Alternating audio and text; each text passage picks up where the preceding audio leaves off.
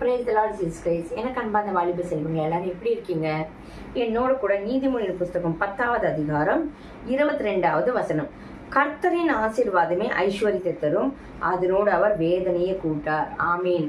உங்களுக்கு பணம் சம்பாதிக்கணும், ஐஸ்வர்யம் வேணும் அப்படின்னா அது கர்த்தர்கிட்டேருந்து வரதாக தான் இருக்கணும். இந்த உலகம் இன்னைக்கு உங்களுக்கு எவ்வளோ வேணாலும் ஷார்ட்கட் சொல்லித்தரலாம், ராங் ரூட் சொல்லித்தரலாம். ஆனால் அப்படி நீங்கள் சம்பாதி இருக்கலாம். ஆனால் அப்படிப்பட்ட சம்பாதி இருக்கல, அப்படிப்பட்ட ஐஸ்வர்யத்தில் என்ன உங்களுக்கு வேதனை தான் வரும், வியாதி தான் வரும், நாச மோசங்கள் தான் வரும். ஆனால் கர்த்தர்கிட்டேருந்து வர ஆசீர்வாதம், அந்த ஐஸ்வர்யம் எப்படி இருக்கும்? ஆசீர்வாதம் ஐஸ்வர்யத்தை தரும். அவர்கிட்டேருந்து ஒரு ஆசீர்வாதம் தான் ஐஸ்வர்யத்தை உங்களுக்கு கொடுக்கும். அந்த ஐஸ்வர்யத்தினால உங்களுக்கு வேதனை வராது, அது நன்மையாக இருக்கும், தேவநாமம் மகிமைப்படும். ஸோ இன்னைக்கு நீங்கள் தேவன் தர ஆசீர்வாதத்தினால ஐஸ்வர்யத்தை சம்பாதிக்க போறீங்களா, இல்லை உலகம் கொடுக்கக்கூடிய அப்படிப்பட்ட ஐஸ்வர்யம் வேணுமா? நீங்களே உங்களுக்குள்ள ஒரு கேள்வியை கேட்டு தேவன் கொடுக்குற ஐஸ்வர்யம் வேணும்னாக்கா இந்த வேதத்தின்படி கேட்டு நீங்கள் கீழ்ப்படி நடக்கச்சு, நிச்சயம் அந்த ஆசீர்வாதம் தேவனுடைய ஐஸ்வர்யத்தை தரும், அதனோட வேதனையே கூட்ட மாட்டார். ஆமீன்.